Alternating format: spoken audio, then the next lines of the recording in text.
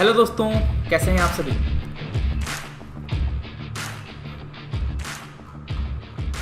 तेजस्विनी, तान्या, आकांक्षा, साक्षी, अंकित, प्रतीक्षा, नीलव, अनुराधा, राज, कृतिका, ऐश्वर्या, कस्तूरी, दीपिका, दिव्यांशु, कल्पना, संध्या, मोनी, सर्वेश, यदुवंशी, रितेश, कोमल, करुणा, Somnath, Vishant, mini.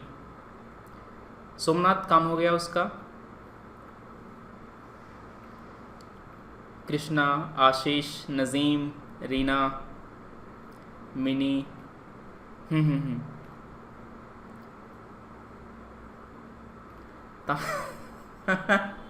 अरे यार तान्या, ये आकाश है।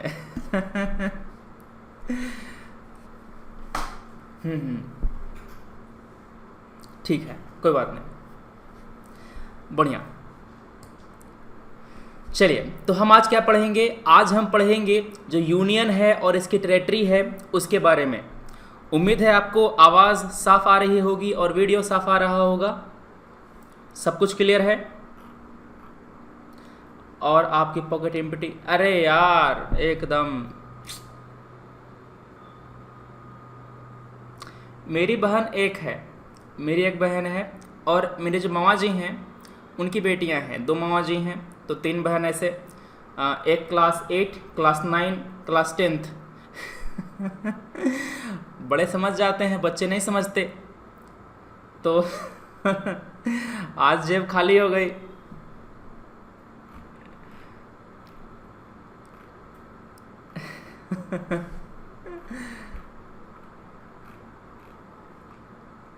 ठीक है,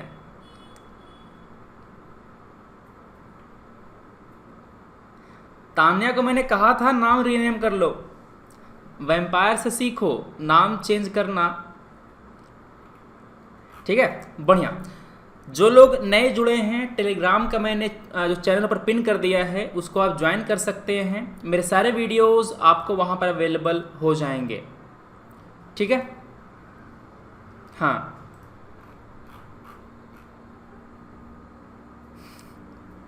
चलिए शुरू करते हैं चीज़ें। जो टेलीग्राम चैनल है वो ऐड सुमंत है। आप टेलीग्राम का ऐप ओपन करेंगे, वहाँ पर ऐड सुमंत सर्च करेंगे, आपको चैनल दिख जाएगा, उसको ज्वाइन कर लीजिएगा। वहाँ पर आप अपने जो PDFs हैं वो अपलोड वहाँ पर आपको मिल जाएंगे। प्लस हमारे वीडियोज़ सारे जो अनअकैडमी पे होते हैं, जो हम लोग लाते हैं आपके स्पेशल क्लास के लिए, वो भी आप वहाँ पर आप देख सकते हैं। email ID @management.com, यहाँ पर आप मुझे मेल कर सकते हैं। हमारा जो कोर्स है करंट अफेयर का वो आज से शुरू हुआ है। 3 अगस्त से जो हमारा करंट अफेयर का बैच है शुरू हुआ है। आप में से अधिकांश लोगों ने आज देखा है करंट अफेयर का कोर्स। ये क्लास थी सुबह 10:30 से। तो आप में जिन्होंने ज्वाइन नहीं किया है सब्सक्राइब कर सकते हैं आज या कल तक। यहाँ पर आपको जो कंप्लीट करंट अफेयर है वो पढ़ाते हैं हम लोग UPSC प्रीलिम्स और UPSC मेंस के लिए। रेफरल कोड SN Live आपको पता है। एक बात और, 3 अगस्त आज से ही जो 1 ईयर का बैच है और जो 2 ईयर का बैच है वो दोनों बैच शुरू हो रहा है, तो आप उनको भी ज्वाइन कर सकते हैं। हाँ, प्लस पे आपका 1 ईयर का बैच, 2 ईयर का बैच शुरू हो रहा है। और करंट अफेयर क्लास आपकी आज हुई थी सुबह में प्लस पे। Referral code SN Live। कोई भी दिक्कत हो मुझे आप पूछ सकते हैं इस email ID पर, मुझे आप यहाँ पर कॉल कर सकते हैं कोर्स से संबंधित कोई डाउट हो आपके मन में तो। ठीक है, बढ़िया। आप जैसे ही ज्वाइन करेंगे बस एक मेल ड्रॉप कर देना। आपको अपना जो ग्रुप है यहाँ पर हम लोग आपको ऐड कर देंगे, जहाँ पर आपकी जो कंप्लीट स्टडी हो कराई जाएगी। मतलब कि आपका जो आंसर राइटिंग प्रैक्टिस, आपका मॉक प्रैक्टिस यहाँ पे इस ग्रुप पे होगा। ठीक है, हम लोग पढ़ेंगे आज यूनियन एंड इट्स टेरिटरी। मतलब कि आर्टिकल नंबर 1 से आर्टिकल नंबर 4 तक। ठीक है, हमारे संविधान में कितने पार्ट हैं आपको मैंने बता दिया है। और संविधान का जो पहला पार्ट है, संविधान का पहला पार्ट 1 ऑफ आवर संविधान, इसमें अनुच्छेद आर्टिकल 1 से 4 तक यहाँ ये डील करता है आपका यूनियन ऑन इट्स टेरिटरी से, यूनियन और टेरिटरी से। जो आपका बैच है जीएस वाला, जो आपका 1 ईयर का बैच है ना, इस बैच में 8 से 10 टीचर होंगे एक बैच में। जो हाँ, ये बैच आपका हिंदी माध्यम इंग्लिश माध्यम दोनों में अलग अलग होगा। 8-10 टीचर होंगे जो आपको सारे सब्जेक्ट को कराएंगे। यहाँ पर आपका जीएस का, एथिक्स का, सब कुछ ऑप्शनल की भी तैयारी कराई जाएगी। आपको बाहर से एक पैसा भी नहीं देना होता।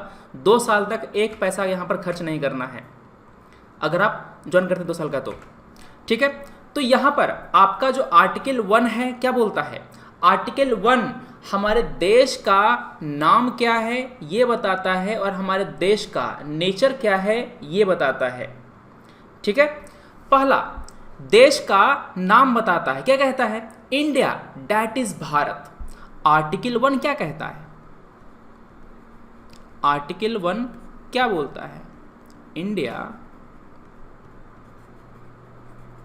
That is Bharat. India, that is Bharat. अब भारत वालों ने हमला कर दिया, उसने कहा ये बताओ इंडिया दैट इज भारत क्यों, भारत दैट इज इंडिया क्यों नहीं? भारत नाम पहले क्यों नहीं, इंडिया नाम पहले क्यों? समझ रहे हो? उन्होंने क्या जवाब दिया कि इंडिया जो नाम है वो प्रचलित है, वो चला आ रहा है, सभी लोग इस नाम से परिचित हैं, सारे दुनिया में इंडिया नाम प्रचलित है।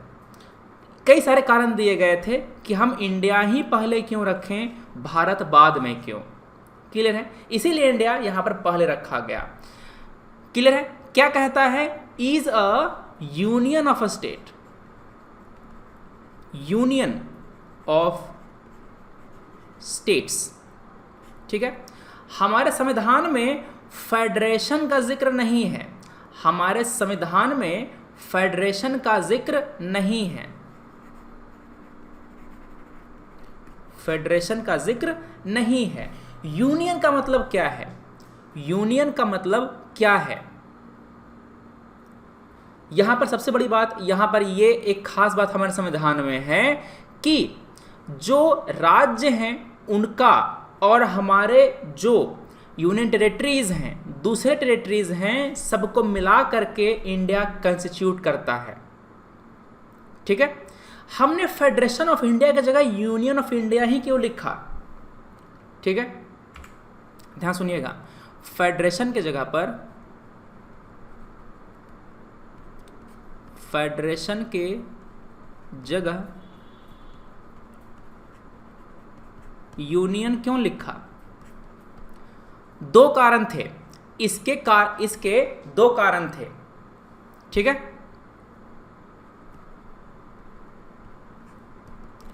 पहला कारण क्या है?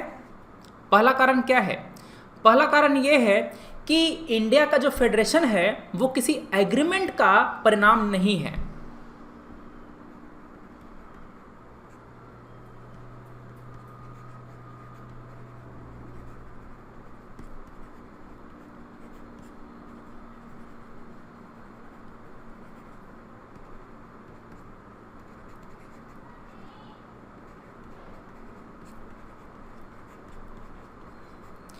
Our federation is not a result of any agreement, not a result of any agreement।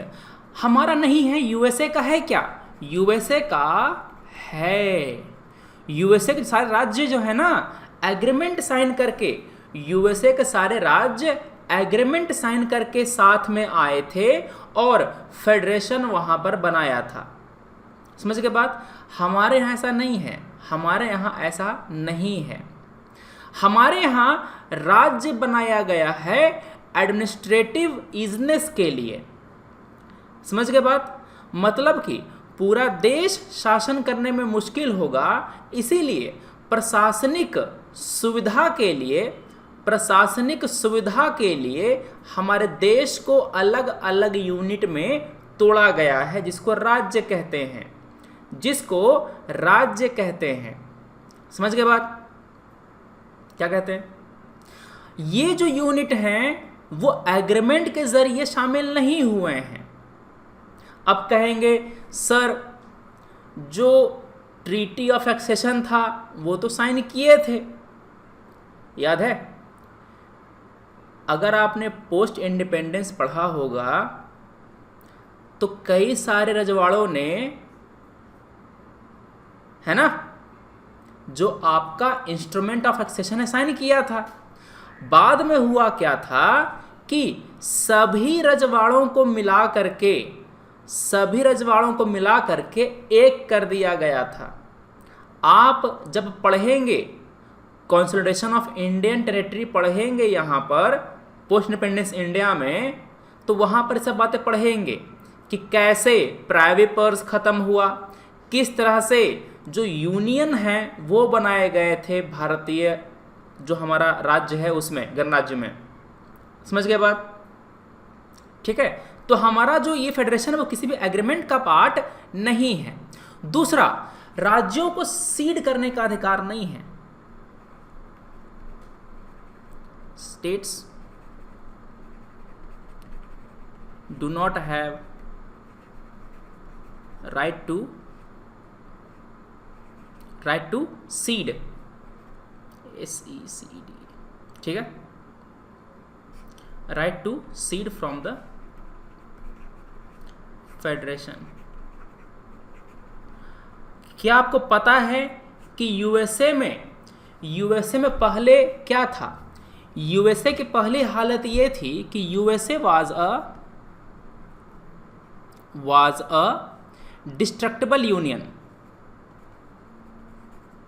Destructible union of indestructible.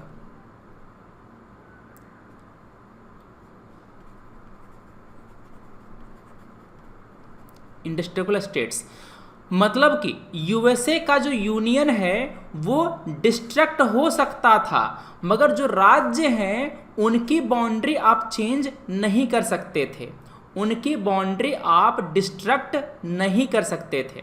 DESTRUCT, ठीक है। सीड मतलब कि उससे अलग हो जाना, सीड मतलब कि उससे अलग हो जाना। जैसे कि हमारा जो नागालैंड है, नागालैंड नागालैंड का एरिया बना करके भारत से सीड होना चाहता है। मतलब कि भारत, जैसे कि था ना वो त्रावणकोर जो पहले था, केरला वाला जो एरिया, वो कहता था कि हम भारत का हिस्सा नहीं रहेंगे, हम अपना अलग राज्य बनाएंगे, अलग देश बनाएंगे। इसी को बोलते हैं सीड करना, ठीक है। आज के आंसर में लिखा है, जो डेली टारगेट है आज का, उसमें मैंने वैसे दिया है आज फेडरेशन के बारे में, ठीक है। यूएसए मैंने वाज क्यों लिखा है, आप समझे? वाज क्यों लिखा है कि यूएसए के सुप्रीम कोर्ट ने कहा, यूएसए के सुप्रीम कोर्ट ने क्या कहा? उन्होंने कहा कि now USA is a industrial union, indestructible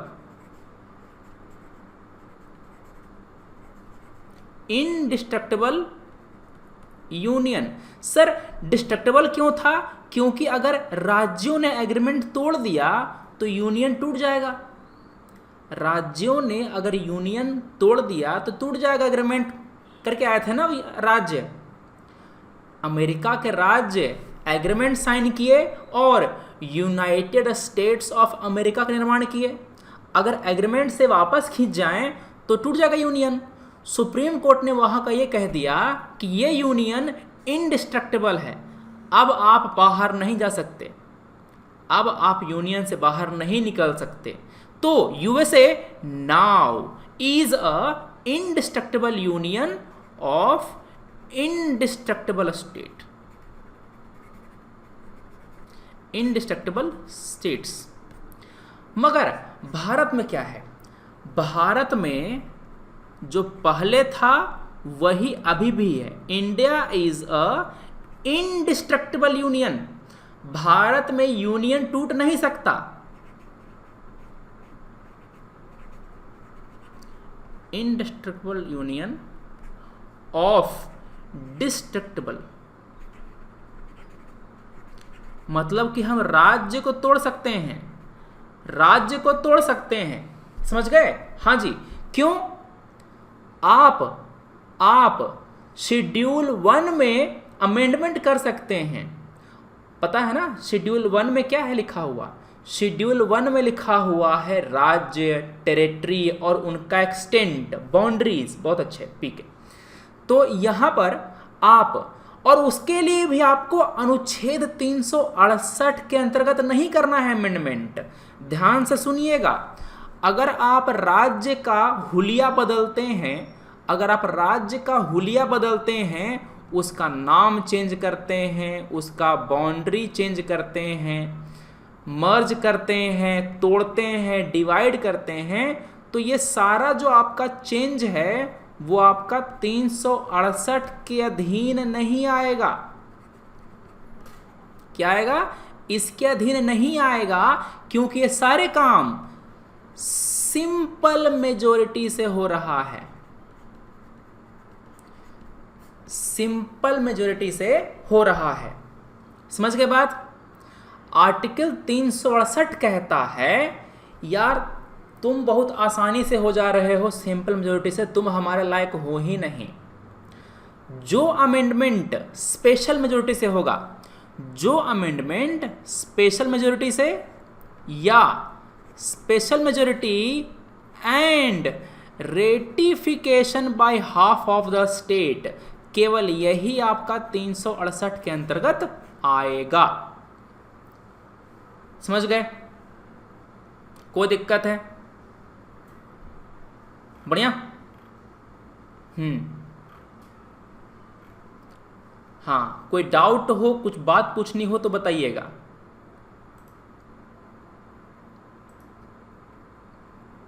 state, हाँ, नॉट रिक्वायर्ड।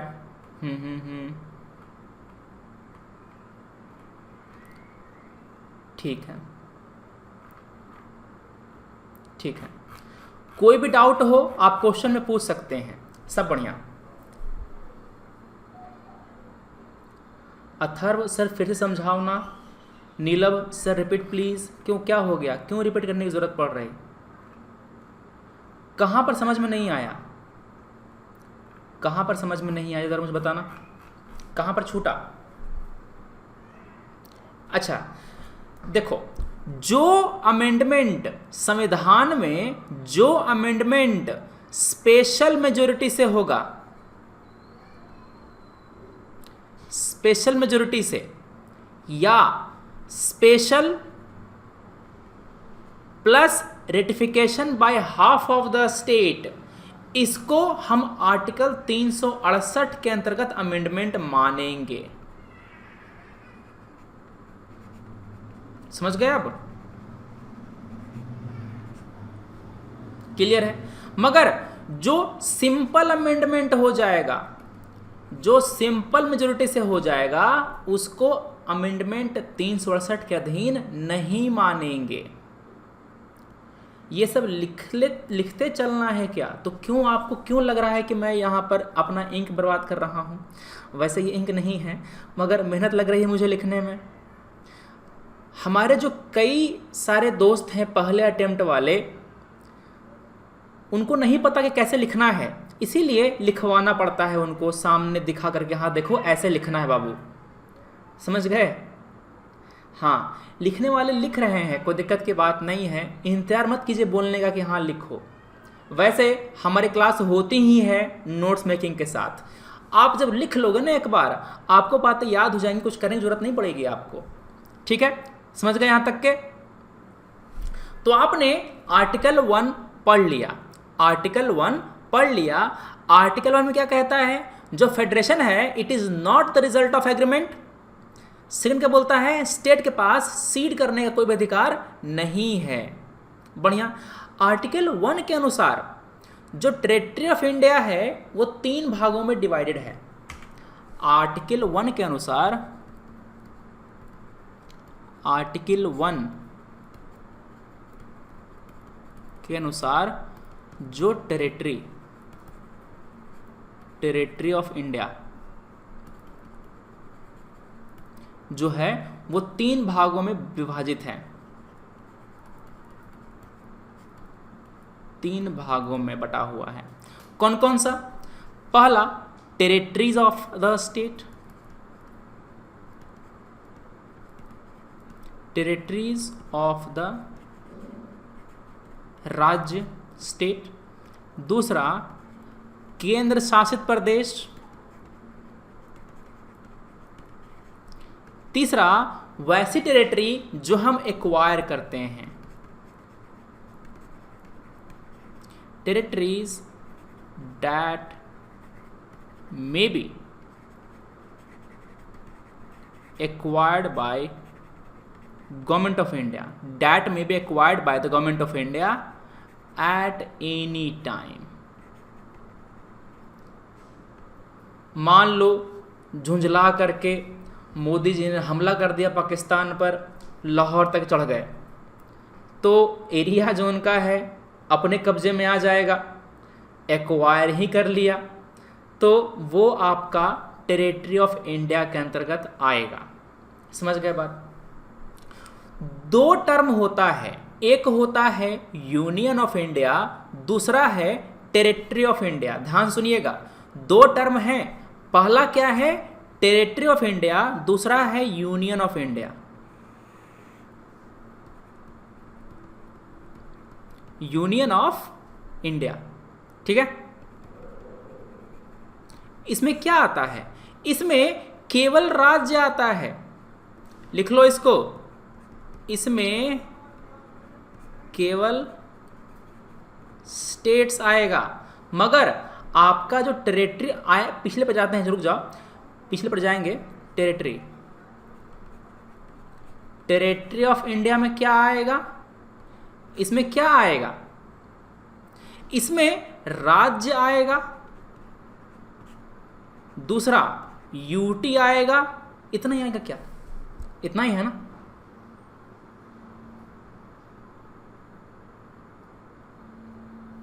एक्वायर्ड भी आएगा, ठीक है ना। जो एक्वायर किए जाएंगे या किए जा चुके हैं वो सब भी आएगा। एक्वायर्ड वाला भी आएगा। यही बात नहीं समझते। फॉर एग्जाम्पल, अगर मैं सवाल पूछूं आपसे, बाबू ये बताओ पार्लियामेंट में कौन कौन आता है, पार्लियामेंट का कंपोजिशन क्या है, जरा बोलना शुरू करो। एलएस राज, अरे वाह बहुत बढ़िया। किसने किसने कहा है?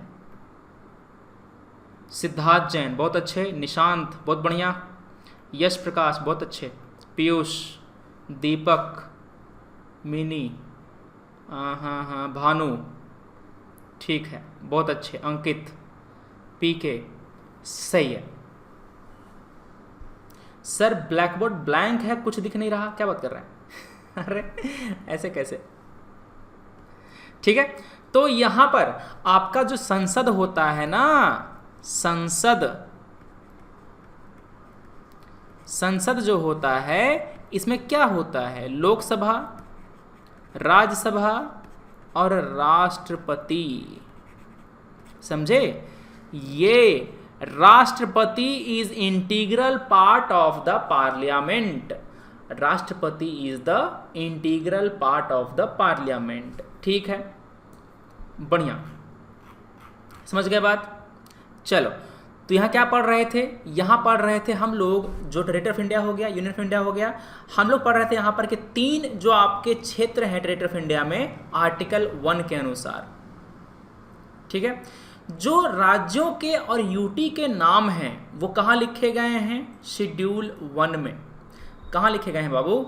Names of states,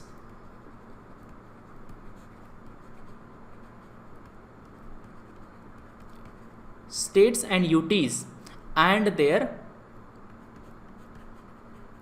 territorial extent, territorial extent कहाँ mentioned है? mentioned in schedule 1। अच्छा, ये लिखने का एक फायदा यहाँ पर और भी है कि आप में से अधिकांश लोग जो है ना वो पूरा लाइन लिख देते हैं। आप लोग पूरा लाइन लिख देते हैं, ऐसे नहीं लिखना है। Name of state union territory and, देख रहे हो, and their territorial extent it is mentioned in schedule 1। तो कहीं पर जोड़ लगा रहे हैं, कहीं पर बराबर लिख रहे हैं, ये नोट्स बनाने का तरीका होता है, ठीक है ना। ताकि हमारे तरफ बाबू किसी को भी बोल देते हैं, अरे बाबू बच्चे को बोलते हैं इधर, बाबू सोनाल बाबू नहीं, क्या कह रहे हैं समझ रहे हो, बाबू सोनाल बाबू नहीं है, बाबू बच्चे वाला बाबू है, ठीक है, ठीक है। हाँ, क्लियर होगी बात यहां पे। हाँ ठीक है, बढ़िया। तो अच्छा सर, यहां पर एक्वायर्ड का नाम क्यों आया? क्योंकि भारत एक सोवरेन स्टेट है, भारत एक सोवरेन स्टेट है। भारत फॉरेन टेरिटरी को एक्वायर कर सकता है इंटरनेशनल लॉ के अकॉर्डिंग। भारत लिखिएगा, भारत एक सॉवरेन स्टेट है, ये फॉरेन टेरिटरी को इंटरनेशनल लॉ के अकॉर्डिंग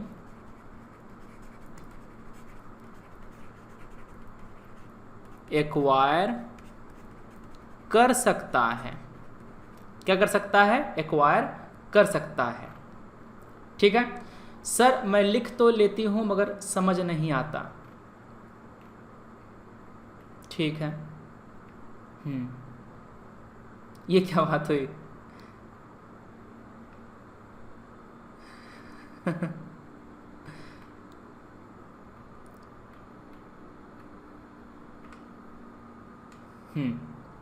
बढ़िया। यहां पर कई सारे तरीके हैं। पहला होता है सीसेशन। अच्छा, टेरिटरी को एक्वायर करने का कई सारा तरीका होता है। अगर कोई अपना टेरिटरी हमको सीड कर दे, मतलब कि अगर कोई अपना टेरिटरी हमको सीड कर दे, हमको दे दे, क्या हो जाएगा? मतलब हमको गिफ्ट के रूप में मिल जाए, ठीक है, लीज के रूप में मिल जाए, हम लोग परचेज कर लें, या फिर प्लेबिसाइड करा के हम लोग अपने में उसको मिला लें।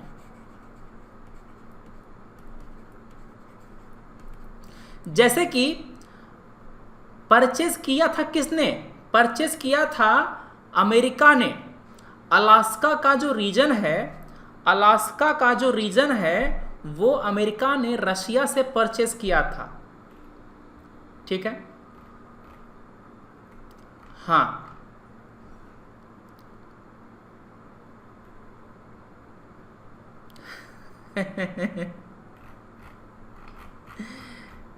ठीक है, बढ़िया। हाँ, फ्लोरिडा अमेरिका, नीचे एक और है। दूसरा क्या होता है? दूसरा क्या होता है? ऑक्यूपेशन। हमने ऑक्यूपाई कर लिया, OCCUPATION, occupation. Conquest, CONQUEST, conquest. चौथा क्या है? सब्जुगेशन। अगर किसी को राइटिंग समझने में दिक्कत है तो सुन करके लिखने की कोशिश करो, ठीक है। ऑक्यूपेशन, कन्क्वेस्ट, सब्जुगेशन, ठीक है। हाँ, चाइना ने ऑक्यूपाई कर लिया है, चाइना ने अक्साई चीन को ऑक्यूपाई कर लिया है, ठीक है।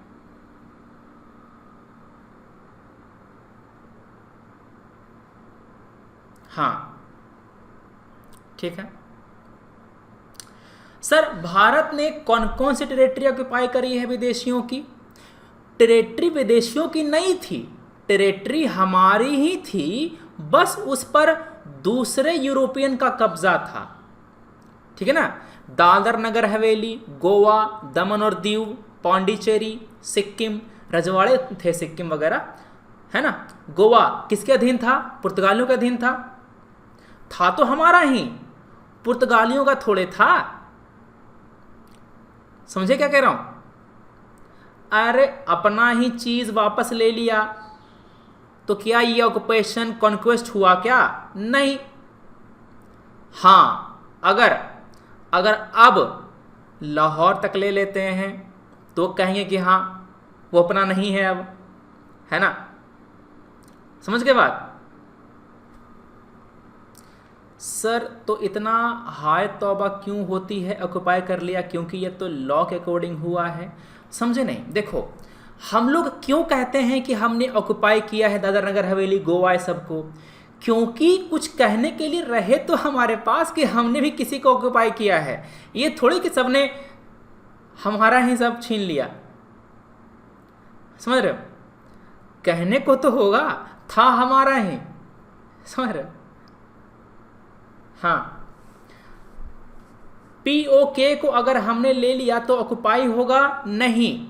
पीओके हमारा इंटीग्रल पार्ट है, पीओके हमारा इंटीग्रल पार्ट है, वो ऑक्युपाई नहीं कहलाएगा, वो रिक्लेमेशन कहलाएगा। उसको हम रिक्लेम कर लिए, वो हमारा है ही। हाँ, अगर पीओके के जरा सा आगे जाते हैं और उसको करते हैं कब्जा तो करेगा ऑक्युपाई, तब उसको बोलेंगे कि हमने उसको ऑक्युपाई कर लिया। समझ गए बात? ठीक है। कॉन्क्वेस्ट मतलब कि लड़ करके, ठीक है ना?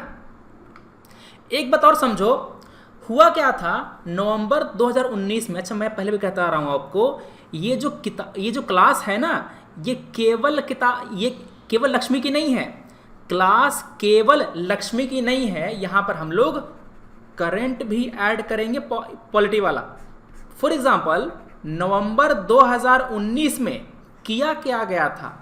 नवंबर 2019 में गवर्नमेंट ने एक कानून पास किया और क्या किया? हमारे 2 union territory Daman and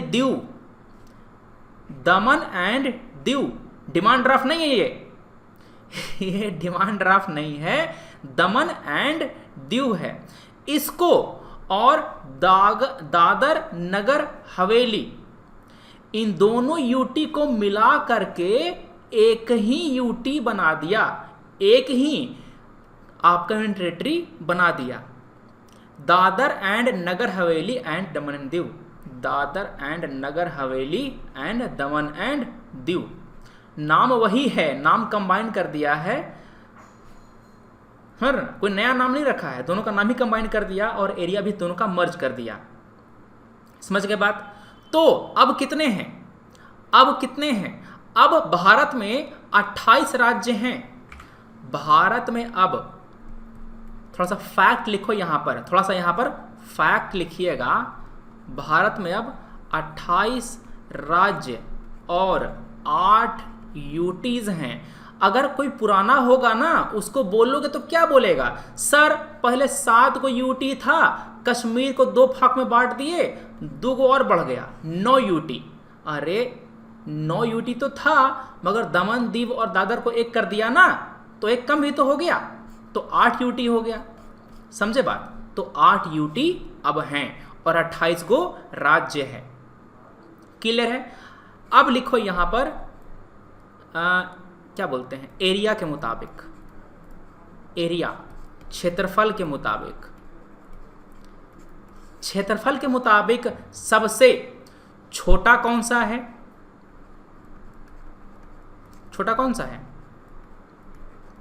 Goa. सबसे बड़ा कौन सा है? ये सब बेसिक हैं। अगर कोई पूछ दे, घर परिवार में फैमिली में कोई पूछ दे तो बेइज्जती ना हो जाए, इसीलिए बता दे रहा हूं। ये एग्जाम में पूछे का चांस कम है, मगर इज्जत बचा लेगा ये। समझ गए बात? है ना? अगर आपको किसी को बुद्धू बनाना हो तो पूछ लेना जा करके, बताओ बाबू कितना यूटी है भारत में? या तो 7 बोलेगा या तो 9 बोलेगा, है कि ना? है ना? हाँ। यूटी में कौन सा है? अच्छा, तो राज्य में है, ये तो राज्य में है छोटा और बड़ा। यूटी में कौन सा है? अब बताओ, यूटी में छोटा कौन सा है?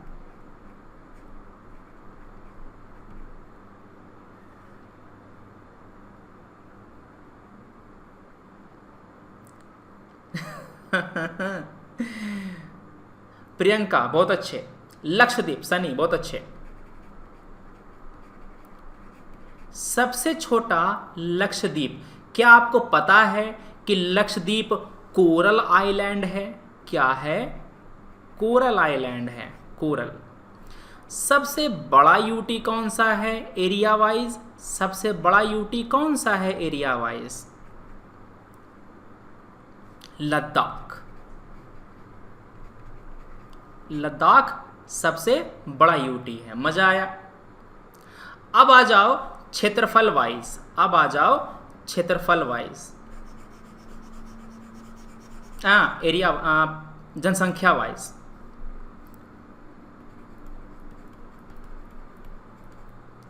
जनसंख्या के हिसाब से सबसे छोटा राज्य कौन सा है?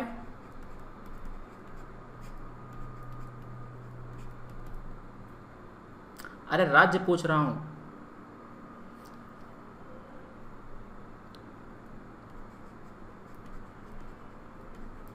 सिक्किम। सबसे बड़ा कौन सा है? उत्तर प्रदेश। ये लेटेस्ट डाटा के हिसाब से है, ठीक है, बढ़िया। अब देखो, ये जो बातें हैं सेंसस के अकॉर्डिंग नहीं है, क्योंकि सेंसस में लद्दाख तो यूटी है ही नहीं। 2011 का जो जनगणना है उसके अनुसार लद्दाख तो कश्मीर का पार्ट है ना, जम्मू कश्मीर का। 21 में जब आएगा तो कहेंगे ये लेटेस्ट डाटा के अनुसार है। समझ गए बात? जनगणना के अनुसार मैं नहीं बता रहा ये, ठीक है, यही तो मैं क्लियर कर रहा हूं, ठीक है ना। हाँ, ये इज्जत बचाने के लिए है। एग्जाम इतना आसान तो पूछेगा नहीं, ठीक है। हाँ बढ़िया। और क्या है? छोटा राज्य सिक्किम, बड़ा राज्य यूपी। सबसे बड़ा यूटी कौन सा, छोटा यूटी कौन सा है? पहले छोटा यूटी बताओ। छोटा यूटी जनसंख्या के अनुसार।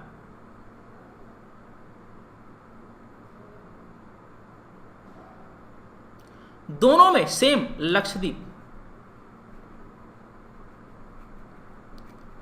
और बड़ा यूटी दिल्ली। अरे वाह, बहुत अच्छे, ये दिल्ली हो गया। क्लियर है बात एकदम? कोई दिक्कत नहीं है। उम्मीद है आपने इसको लिख लिया होगा, ठीक है। चलिए, किया क्या गया था अगस्त महीने में, पिछले साल अगस्त महीने में जो आपका Jammu Kashmir reorganisation act pass हुआ था, और यहाँ पर जो जम्मू कश्मीर है ना राज्य, उसको बांट दिया गया था 2 यूनियन टेरेटरी में, ठीक है। जम्मू कश्मीर एक यूटी हो गया, लद्दाख दूसरा यूटी हो गया। बढ़िया। आप मज़े की बात बताते हो सर। हाँ बात तो सही है, हाँ ठीक है। अरे इतना नहीं पूछा कि कौन सा दिन हुआ था 5 अगस्त के 10 अगस्त, फ़र्क नहीं पड़ता, महीना में फ़र्क नहीं पड़ता। याद रखो कि हाँ लास्ट ईयर काम हुआ था, ठीक है। तो यहाँ पर ये बातें हो गई। आगे क्या है? हमने आर्टिकल 1 पढ़ लिया, अब बारी है आर्टिकल 2 की। आर्टिकल 2 की अनुच्छेद 2 क्या कहता है? अनुच्छेद कहता है कि पार्लियामेंट को हम देते हैं अधिकार, पार्लियामेंट को हम देते हैं अधिकार यूनियन में एडमिट करने का या किसी नए राज्य को एस्टैब्लिश करने का। बिल्कुल सही, admission of new state, admission of new state, ठीक है। बढ़िया। आज का बहुत ही गंभीर सवाल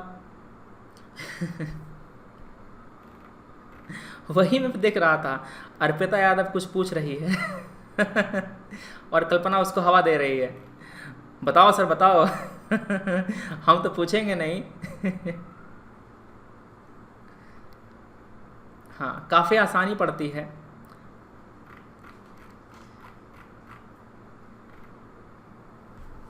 ठीक है, कई सारी बातें यहाँ पर हैं। पहली बात, यहाँ पर पार्लियामेंट को 2 अधिकार दिया गया। पार्लियामेंट को दो अधिकार दिया गया। पहला, नया राज्य को यूनियन में एडमिट करने का, और दूसरा, नए राज्य बनाने का। नए राज्य बनाने का जो पहले से एग्जिस्टेंस में नहीं थे। समझ गए बात? अरे कल वाले सारी बातें बेकार थी, कुछ नहीं था, ठीक है। कुछ कहानियां थी, कुछ एंटरटेनमेंट था, और कुछ नहीं, ठीक है। जान दे देंगे जम्मू कश्मीर के लिए, क्या बात करते हो, क्या कह रहे हैं? ठीक है, बढ़िया। तो आर्टिकल 2 क्या कहता है, लिखिएगा इसको। Empower the parliament, empower the parliament to admit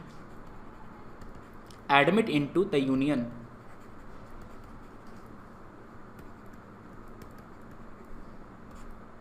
admit into the union, या establish new state,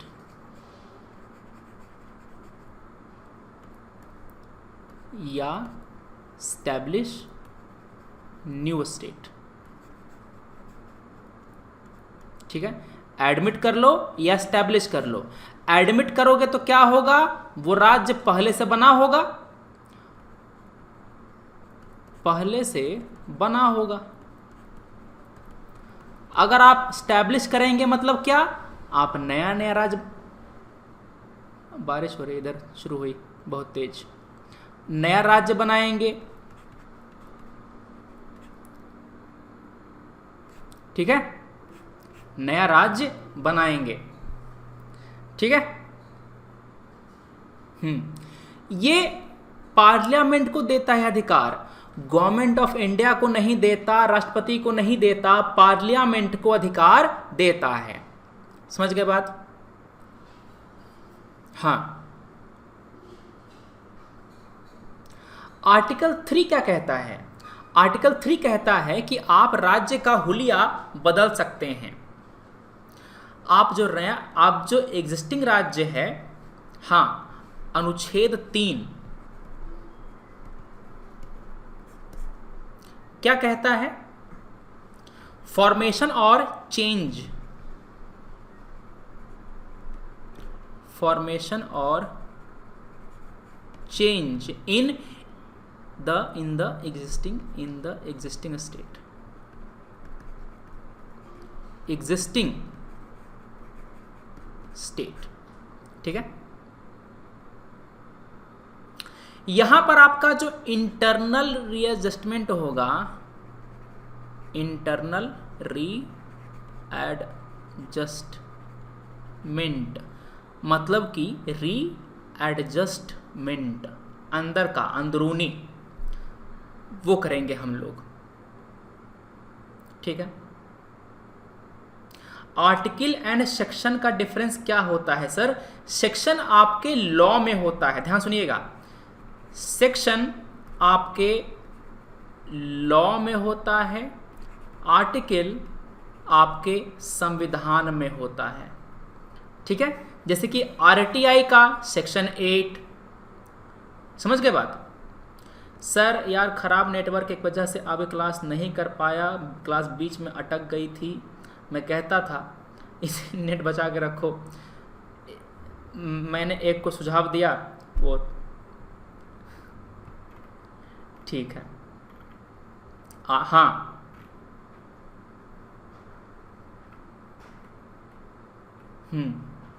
और कुछ पूछा है आपने? धनबाद में बारिश हो रही है बहुत।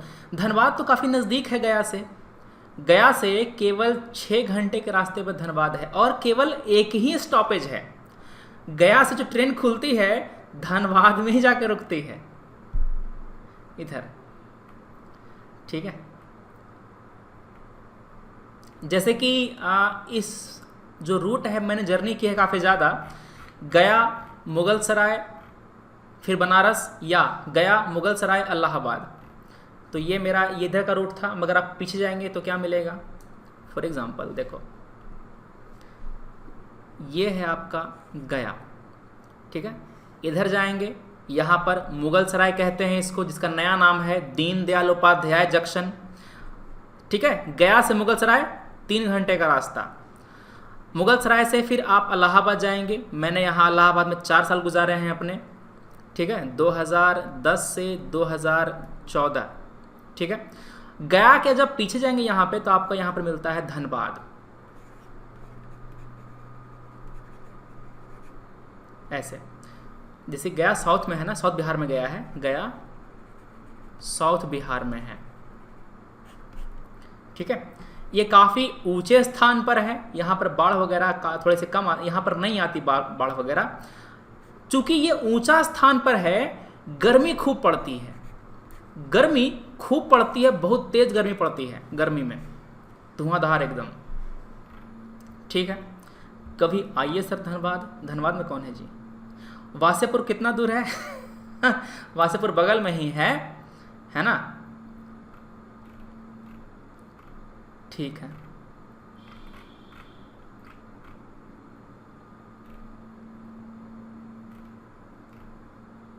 हाँ, गया में मेरे तरफ नहीं हो रहा बारिश, क्यों? अरे हाँ, ठीक है, ये बातें हो गई। तो आपका आर्टिकल 3 पढ़ लिया है। आर्टिकल 4 क्या बोलता है? आर्टिकल 4 क्या बोलता है?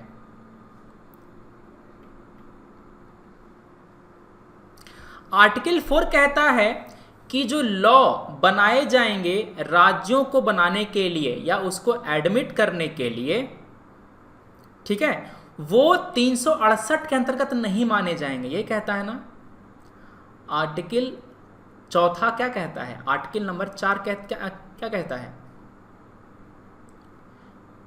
हाँ, 368 में 368 जो है ना वो 2 और 3 में एप्लीकेबल नहीं है।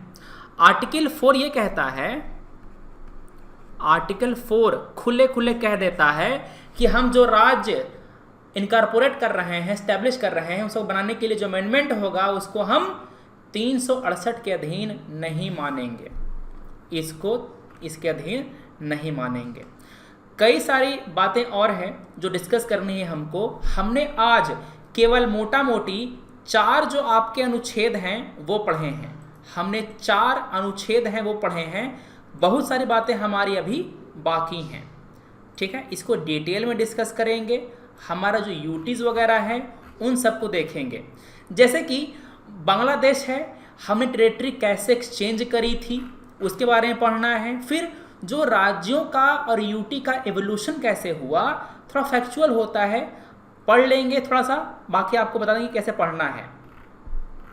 ठीक है, क्लियर है। फिर आपका कई सारे जो कमीशन है, फजल अली कमीशन हो जाता है, इनके बारे में पढ़ना है।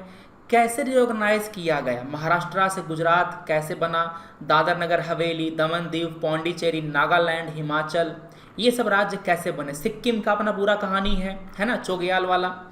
ठीक है, तेलंगाना, अभी जम्मू कश्मीर लद्दाख, ये भी कहानी है। ठीक है, तो सारी बातें पढ़नी है और काफ़ी सारा हमें क्वेश्चन भी करवाना है। हाँ, शुद्ध हिंदी बोल लेते हैं थोड़ा थोड़ा।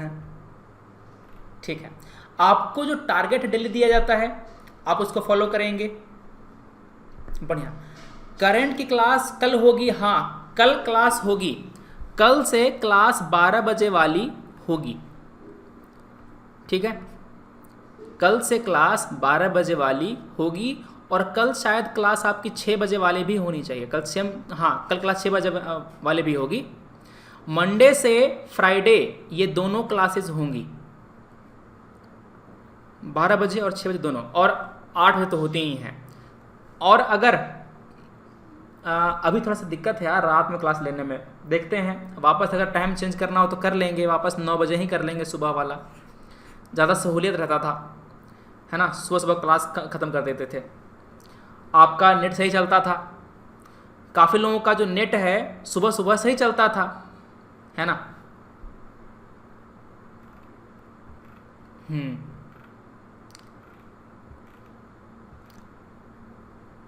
9 बजे उठ नहीं पाते, ये कौन से लाट साहब हैं 9 बजे नहीं उठ पाते। हाँ ठीक है, देखेंगे, अपने अनुसार क्लास करेंगे। ठीक है, बढ़िया। एग्ज़ाम से पहले टारगेट दोबारा रिपीट करा दीजिए। करते हैं। अरे पहले ख़त्म तो हो जाए एक बार, अभी इन्वायरमेंट चल रहा है, वो सब ख़त्म तो हो जाए। ठीक है, बढ़िया। तो हम लोग मिलेंगे अब अपने अगले वीडियो में। कल सुबह जो उन्होंने प्लस ज्वाइन किया है उनसे हम मिलेंगे 10:30 पर। आज हमने काफ़ी सारी बातें डिस्कस करी हैं करंट अफेयर की, कल भी बातें डिस्कस करेंगे ढेर सारी। और 10:30 पर हो जाएगा प्लस की क्लास, फिर 12 बजे से है, फिर आपका शाम को है।